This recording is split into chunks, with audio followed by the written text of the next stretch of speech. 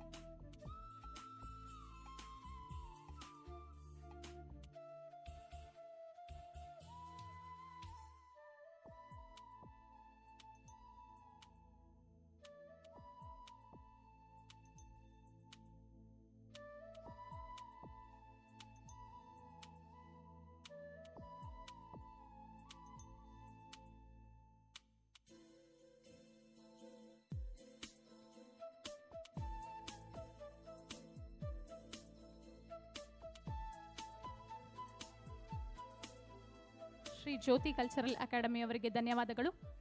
ಮುಂದಿನ ಶ್ರೀನಿಧಿ ಅವರಿಗೆ ನೆನಪಿನ ಕಾಣಿಕೆಯನ್ನು ಕೊಡಬೇಕು ಅಂತ ಕೇಳ್ಕೊಳ್ತೀವಿ. ಶ್ರೀನಿಧಿ ಅವರು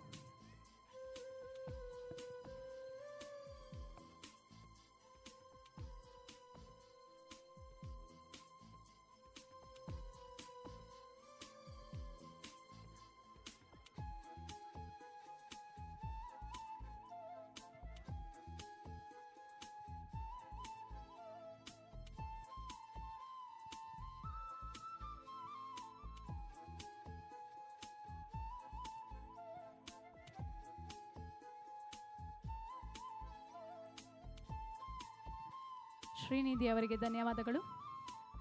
ತ್ರಿಲೋಚನ್ ಡ್ಯಾನ್ಸ್ ಅಕಾಡೆಮಿ ದಯವಿಟ್ಟು ವೇದಿಕೆ ಮೇಲೆ ಬರಬೇಕು ಮಕ್ಕಳ.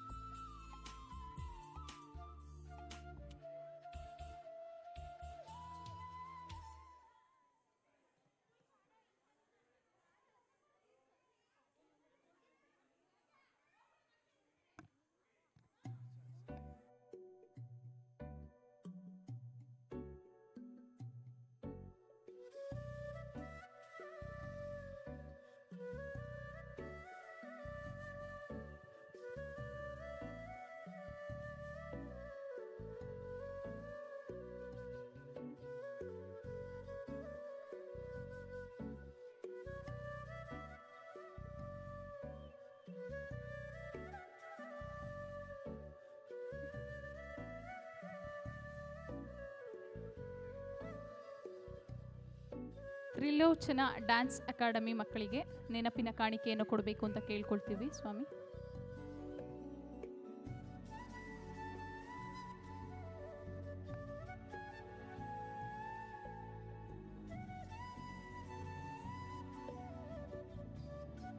ತ್ರಿಲೋಚನ್ ಡ್ಯಾನ್ಸ್ ಅಕಾಡೆಮಿ ಗುರುಗಳಾದ ಮಂಜುನಾಥ್ ರವರು ವೇದಿಕೆ ಮೇಲೆ ಬರಬೇಕು.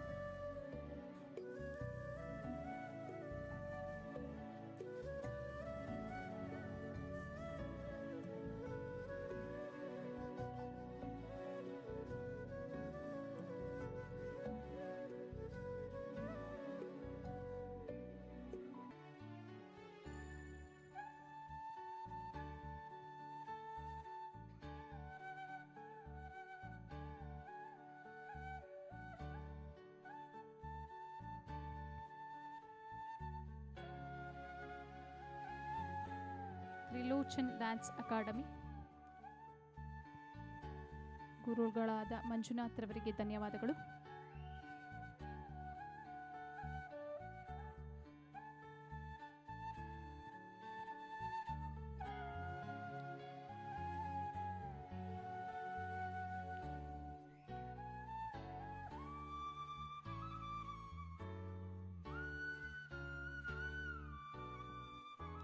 ಶಿವನಾಟ್ಯಾಲಯ ಪೂರ್ಣಿಮಾ ತಂಡದವರು ದಯವಿಟ್ಟು ವೇದಿಕೆ ಮೇಲೆ ಬಂದು ನೆನಪಿನ ಕಾಣಿಯನ್ನು ಸ್ವೀಕರಿಸಬೇಕು ಅಂತ ಕೇಳ್ಕೊಳ್ತೀವಿ.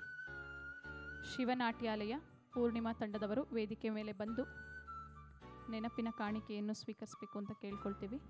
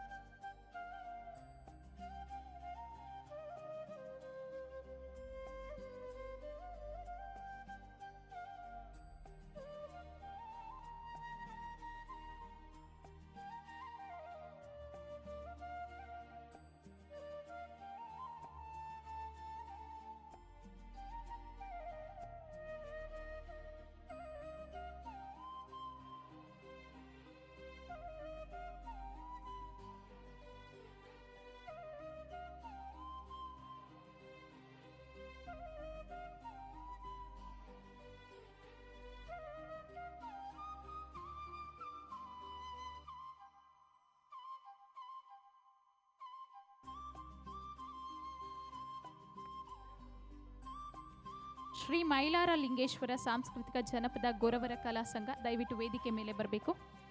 ಆಯೋಜಕರು ಗೊರವಯ್ಯ ಶಶಿಕುಮಾರ್ PM.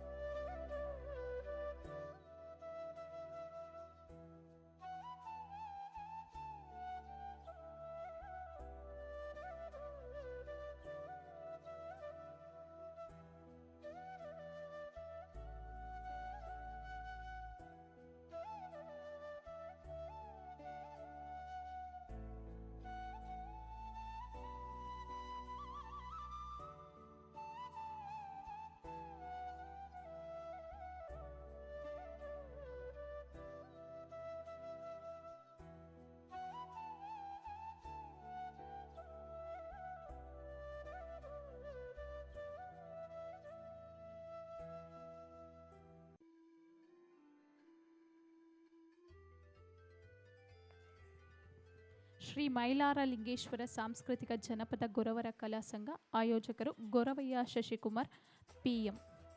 ನೆನಪಿನ ಕಾಣಿಕೆಯನ್ನು ಸ್ವೀಕರಿಸಬೇಕು ಅಂತ ಕೇಳ್ಕೊಳ್ತೀವಿ.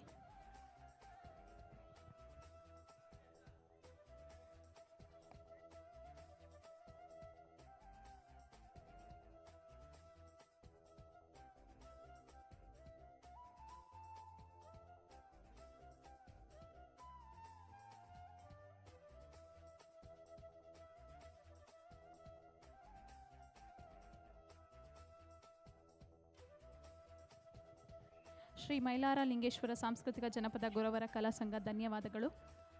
ಹಾಗೆ ಮುಂದಿನ ಭಾಷಣ ಡಾಕ್ಟರ್ ಶ್ರೀ ಸಿದ್ದರಾಜು ಸ್ವಾಮಿಗಳು, ಪೀಠಾಧ್ಯಕ್ಷರು, ಶ್ರೀ ಕ್ಷೇತ್ರ ಪಾಲನಹಳ್ಳಿ ಮಠ. ದಯವಿಟ್ಟು ಕಾರ್ಯಕ್ರಮವನ್ನು ಕುರಿತು ಒಂದೆರಡು ಮಾತಾಡಬೇಕು ಅಂತ ಕೇಳ್ಕೊಳ್ತೀವಿ ಸರ್.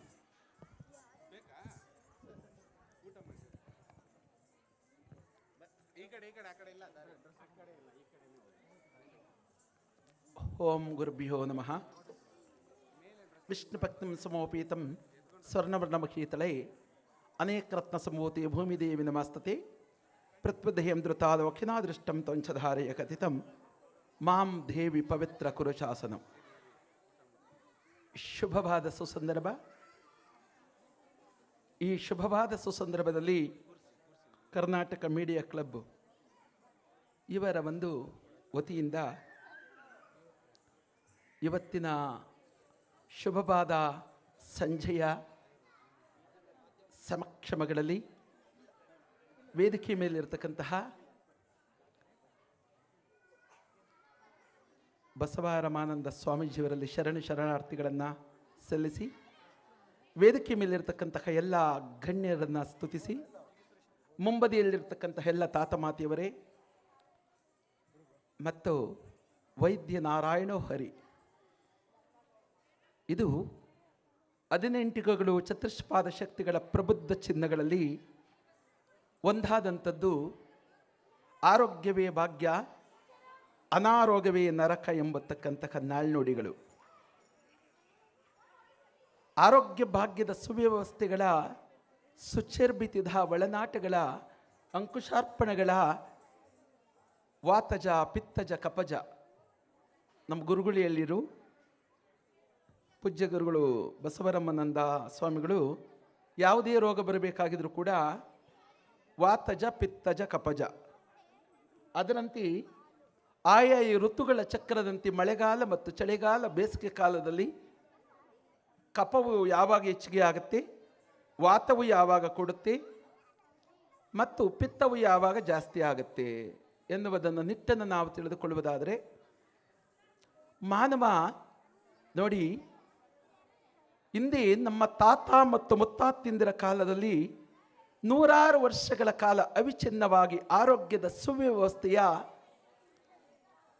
ರಕ್ತಗತ, ಮೂಳೆಗತ, ಮಾಂಸಗತ, ರಜ್ಜುಗತಗಳ ಒಕ್ಕೂಟಗಳ ಶಕ್ತಿಗಳು ಪ್ರಬಲ ಜಂತುಗಳಲ್ಲಿ, ಸ್ತೋತ್ರಸ್ಯಗಳಲ್ಲಿ, ನಾವಾಡುವಂತಹ ನುಡಿಮುತ್ತುಗಳ ಭವನೆಗಳಲ್ಲಿ ಸೇರಿ ನೂರಾರು ವರ್ಷಗಳು ಬದುಕುಳಿತಿದ್ದನ್ನು ನಾವು ನೋಡ್ತಾ ಇದ್ದೋ.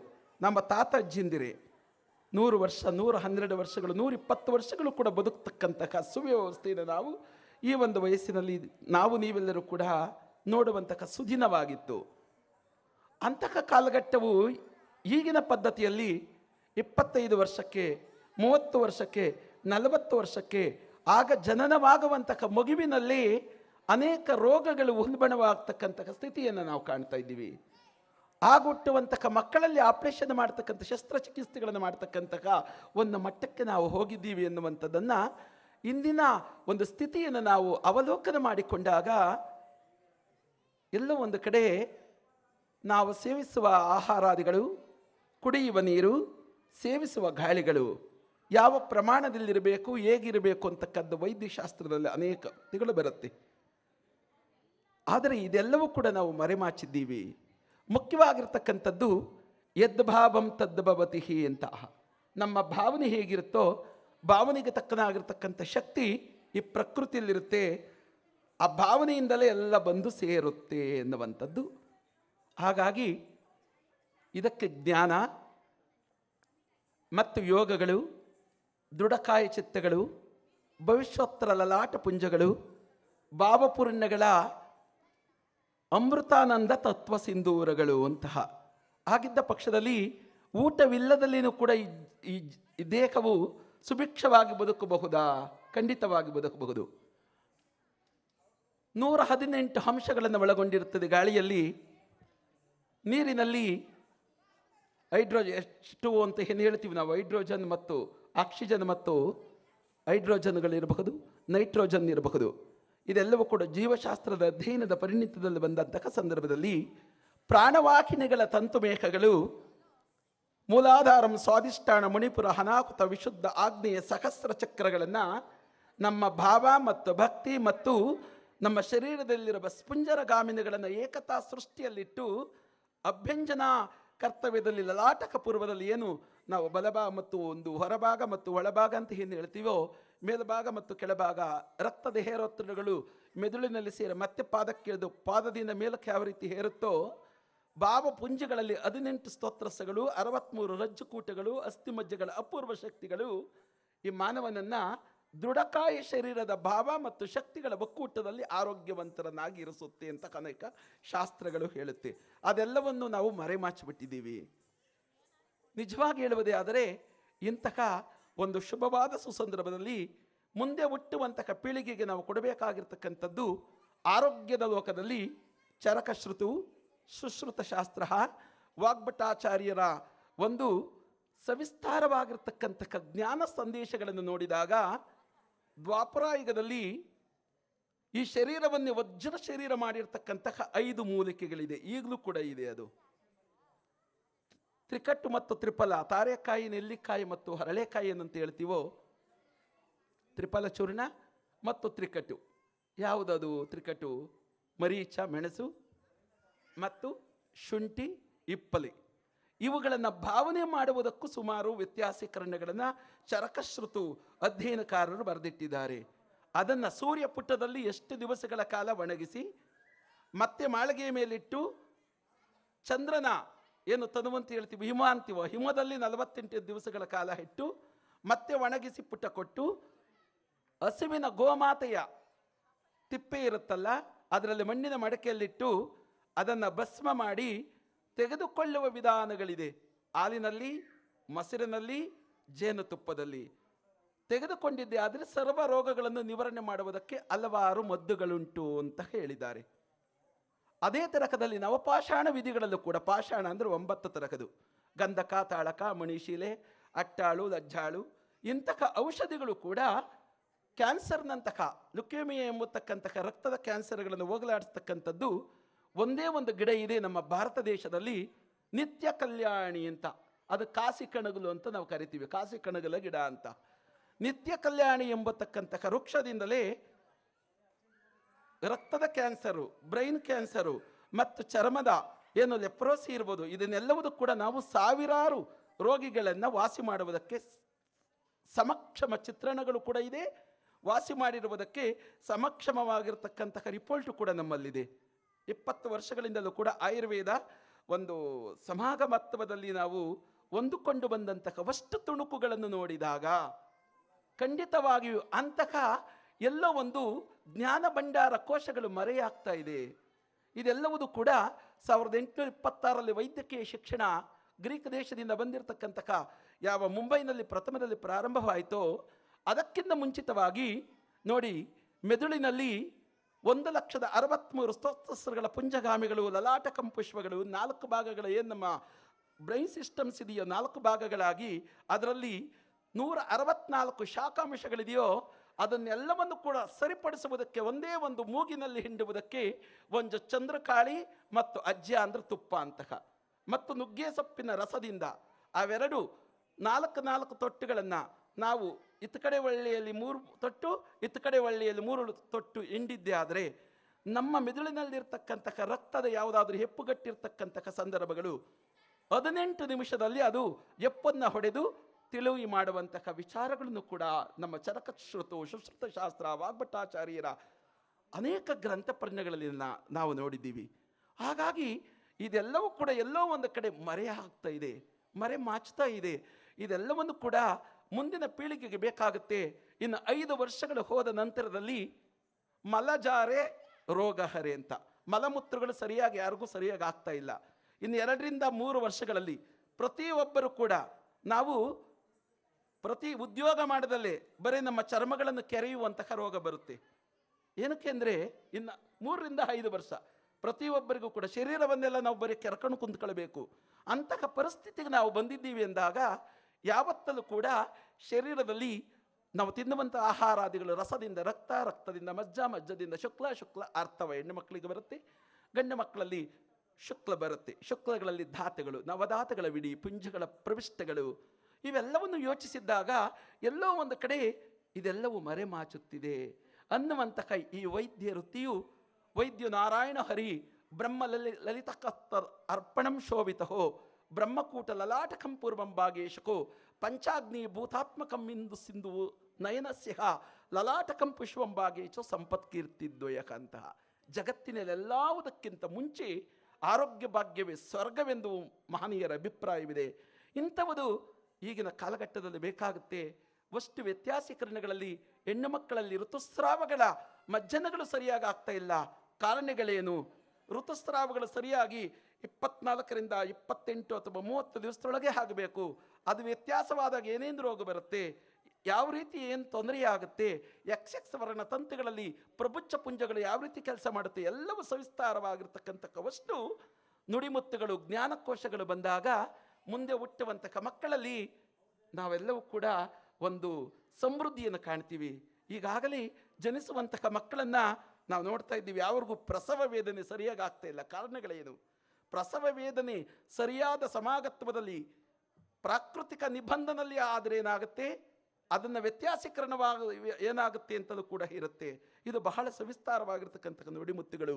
ಇಂತಹ ಒಂದು ವೈದ್ಯರನ್ನು ಇಂತಹ ಒಂದು ಕ್ಷೇತ್ರದಲ್ಲಿ ಕರೆಸಿ ಅವರನ್ನು ಸನ್ಮಾನಿಸಿ ವೈದ್ಯರತ್ನವನ್ನು ಕೊಟ್ಟು ಖಂಡಿತವಾಗಿ ಅವರನ್ನು ಗುರುತಿಸಿ ಸರ್ವ ಹೃದಯದವರನ್ನು ಅತಿ ಶ್ಲಾಘನೀಯವಾಗಿ ಸನ್ಮಾನ ಮಾಡತಕ್ಕಂಥದ್ದು ಈ ಒಂದು ನಮ್ಮ ಕರ್ನಾಟಕದ ಮೀಡಿಯಾ ಕ್ಲಬ್ಬು ಇವರ ವತಿಯಿಂದ ಖಂಡಿತವಾಗಿ ಅತಿ ಶ್ಲಾಘನೀಯವಾಗಿರ್ತಕ್ಕಂಥದ್ದು. ಏಕೆಂದರೆ ಹಣ ಎಷ್ಟೋ ಇದೆ, ಗುಣ ಇದೆ, ಆರೋಗ್ಯ ಸಿಗ್ತಾ ಇಲ್ಲ. ಕೆಲವೇ ದಿವಸಗಳಲ್ಲಿ ಎಲ್ಲವೂ ಕೂಡ ನಶಿಸುವಂತಹ ಸಂದೇಶಗಳು ಬಂದಿದೆ. ಇದು ಜ್ಞಾನದಿಂದಲ ಅಥವಾ ನಾವು ಮಾಡುವಂತಹ ಸಂತೋಷದ ವಿನಿಮಯವಾಗಿರ್ತಕ್ಕಂಥ ಅಭ್ಯುದಯಾನಂದವಾಗಿರ್ತಕ್ಕಂಥ ಜ್ಞಾನಕೋಶಗಳ ಪವಿರ್ಭಾಗ್ಯಗಳ ಎಂಬುದಾಗಿ ಯೋಚನೆ ಮಾಡಿದ್ದೆ ಆದರೆ ಸಿಕ್ಕುತ್ತೆ ನಮಗೆ ಕೊನೆಯಲ್ಲಿ ಒಂದೇ ಒಂದು ನರಕದ ಸ್ಥಿತಿ ಅಂದರೆ ಅನಾರೋಗ್ಯ ಎಂಬತಕ್ಕಂಥ ನುಡಿಮುತ್ತು. ಹಾಗಾಗಿ ಇಂಥವುದು ಜಾಗೃತವಾಗಬೇಕು, ಸರ್ವರಲ್ಲೂ ಸೇರಬೇಕು. ಪ್ರತಿನಿತ್ಯವೂ ಕೂಡ ನಮ್ಮ ಪ್ರಾಣವಾಹಿನಿಗಳು ಅಪಾನವಾಯು, ಉದಾನವಾಯು, ಸಮಾನವಾಯು ಇವತ್ತೇ ನಮ್ಮ ಪ್ರಾಣ ಪಕ್ಷಿ ಆರೋಗುತ್ತೆ ಅಂತ ನಾವು ಸ್ವರವಿಜ್ಞಾನದಲ್ಲಿ ನೀವೆಲ್ಲರೂ ಕೂಡ ತಿಳಿದುಕೊಳ್ಳಬಹುದು. ಉಚ್ಛ್ವಾಸ ನಿಶ್ವಾಸಗಳಲ್ಲಿ ಈಡ ಪಿಂಗಳ ಸುಷುಪ್ತ ನಾಡಿಗಳ ಸಂದೇಶ ಮುಖಗಳು ಎಷ್ಟಿದೆ. ನಾವು ಉಸಿರಾಡುವಂತಹ ಒಂದು ಬಾರಿ ಉಸಿರಾಡುವಾಗ 1/2 ಲೀಟ್ರ್ ಆಕ್ಸಿಜನ್ ತಗೊತೀವಿ, ಮತ್ತೆ ಹೊರಗಡೆ ಬಿಡುವಾಗ 1/2 ಲೀಟ್ರ್ ಇಂಗಾಲದ ಆಮ್ಲವನ್ನು ಬಿಡ್ತೀವಿ. ಅದನ್ನು ಬಂಧಿಸಿದಾಗ ಏನಾಗುತ್ತೆ, ಆಮ್ಲಜನಕವನ್ನು ನಾವು ಆಯಾ ಕಾಲಘಟ್ಟದಲ್ಲಿ ಕುಂಡಲಿನಿಗಳಲ್ಲಿ ನಾವು ಮಿಂದಾಗ ನಮ್ಮ ಶರೀರದಲ್ಲಿ ಎಂತಹ ರೋಗಗಳು ಮಾಯವಾಗುತ್ತೆ, ವಾತ ಜಪಿತ್ತ ಕಫಜಗಳು ಯಾವ ರೀತಿ ಓಡೋಗುತ್ತೆ, ಇದೆಲ್ಲವೂ ಯೋಗಾಭ್ಯಾಸ ಶಾಸ್ತ್ರಗಳಲ್ಲಿ ಬರುತ್ತೆ. ಇದೆಲ್ಲವೂ ಕೂಡ ಮಕ್ಕಳಿಗೆ ತಿಳಿಯಬೇಕಾಗುತ್ತೆ. ಸಹೃದಯರಂತರಾಗಿ ನಮ್ಮ ತಾತ ಅಜ್ಜಿಯಂದಿರು ಬದುಕ್ತಿದ್ರಲ್ಲ 100 ವರ್ಷ 120 ವರ್ಷ, ಅದಕ್ಕೆ ನಾವೆಲ್ಲರೂ ಕೂಡ ಶ್ರಮಪಟ್ಟು ಅಂತಹ ಮಾರ್ಗಕ್ಕೆ ನಾವು ಕೊಂಡೊಯ್ಯಬೇಕಾಗುತ್ತೆ ಎನ್ನುವುದನ್ನು ಹೇಳುತ್ತಾ ಸರ್ವರೆಲ್ಲರಿಗೂ ಕೂಡ ಒಳಿತು ಮಾಡಲಿ. ಆ ಭಗವಂತ ಆಯುಷ್ಯ, ಆರೋಗ್ಯ, ಕೀರ್ತಿ, ಸಮೃದ್ಧಿ ಎಲ್ಲವನ್ನು ಕೊಟ್ಟು ಕಾಪಾಡಲಿ ಅಂತ ಆಶಿಸುತ್ತಾ ನನ್ನ ಮಾತಿಗೆ ವಿರಾಮವನ್ನು ಕೊಡ್ತೀನಿ. ಜೈ ಹಿಂದ್, ಜೈ ಕರ್ನಾಟಕ ಮಾತೆ. ಡಾಕ್ಟರ್ ಶ್ರೀ ಸಿದ್ದರಾಜ ಸ್ವಾಮಿಗಳಿಗೆ ವಂದನೆಗಳನ್ನ ಹೇಳ್ತಾ ಮುಂದಿನ ಕಾರ್ಯಕ್ರಮ ಗೌರವಾರ್ಪಣೆ. ಸನ್ಮಾನ್ಯ ಶ್ರೀ ಶರತ್ ಕುಮಾರ್ ಶೆಟ್ಟಿಯವರು ದಯವಿಟ್ಟು ನೆನಪಿನ ಕಾಣಿಕೆಯನ್ನು ಸ್ವೀಕರಿಸಬೇಕು ಸರ್. ವಕೀಲರು ಸನ್ಮಾನ್ಯ ಶ್ರೀ ಶರತ್ ಕುಮಾರ್ ಶೆಟ್ಟಿ, ಖ್ಯಾತ ವಕೀಲರು.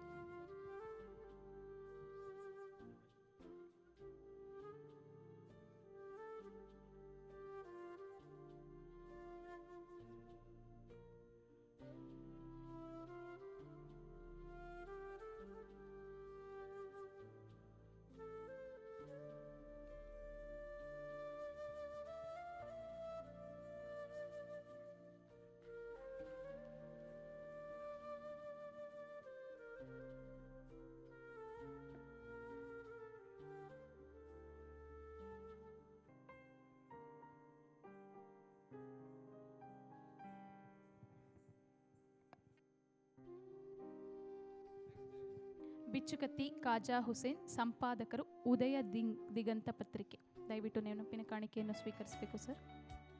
ಬಿಚ್ಚುಗತ್ತಿ ಖಾಜಾ ಹುಸೇನ್, ಸಂಪಾದಕರು ಉದಯ ದಿಗಂತ ಪತ್ರಿಕೆ.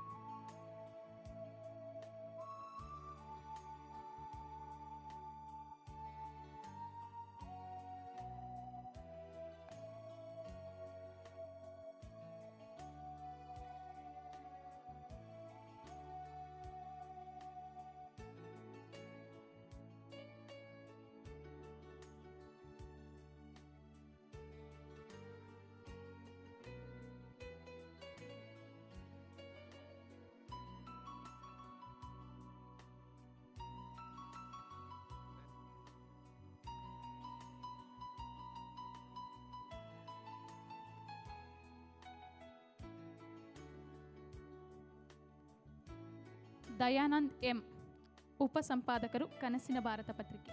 ದಯಾನಂದ್ ಎಂ, ದಯವಿಟ್ಟು ನೆನಪಿನ ಕಾಣಿಕೆಯನ್ನು ಸ್ವೀಕರಿಸಬೇಕು ಸರ್.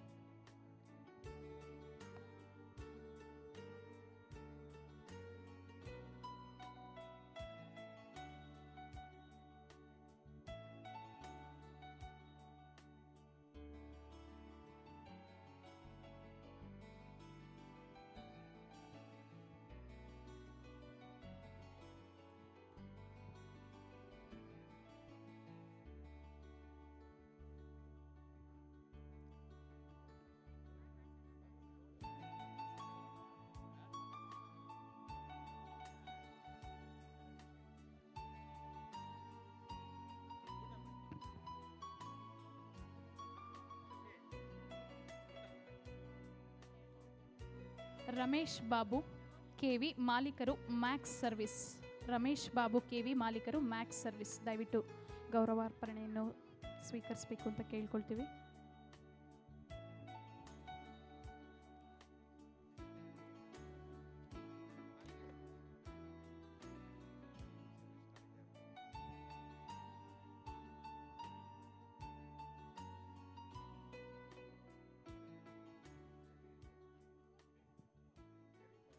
ಹಲಗಿ ಸುರೇಶ್ ಪತ್ರಕರ್ತರು ಮತ್ತು ಹೋರಾಟಗಾರರು ದಯವಿಟ್ಟು ವೇದಿಕೆ ಮೇಲೆ ಬರಬೇಕು ಸರ್.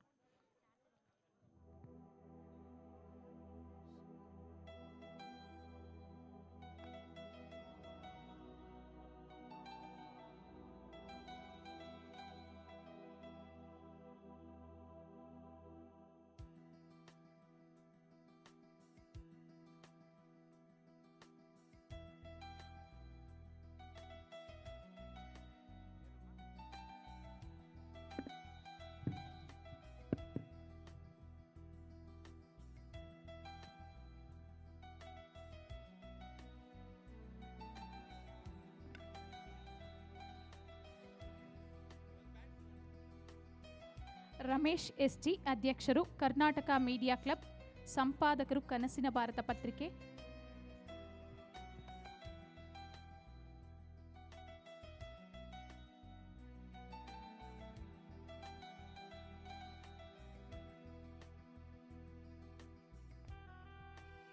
ಪರಮ ಪೂಜ್ಯ ಜಗದ್ಗುರು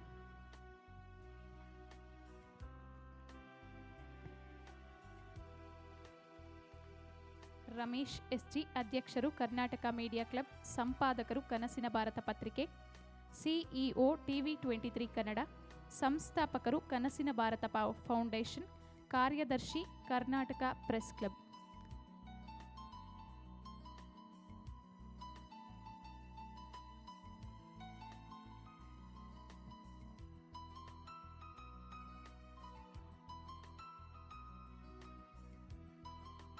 ಪರಮ ಪೂಜ್ಯ ಜಗದ್ಗುರು ಶ್ರೀ ಶ್ರೀ ಡಾಕ್ಟರ್ ಬಸವರಮಾನಂದ ಸ್ವಾಮೀಜಿಯವರು, ಪೀಠಾಧ್ಯಕ್ಷರು, ಶ್ರೀ ವನಕಲ್ಲು ಮಲ್ಲೇಶ್ವರ ಮಹಾಸಂಸ್ಥಾನ ಮಠ. ದಯವಿಟ್ಟು ಗೌರವವನ್ನು ಸ್ವೀಕರಿಸಬೇಕು ಅಂತ ಕೇಳ್ಕೊಳ್ತೀವಿ ಗುರುಗಳೇ.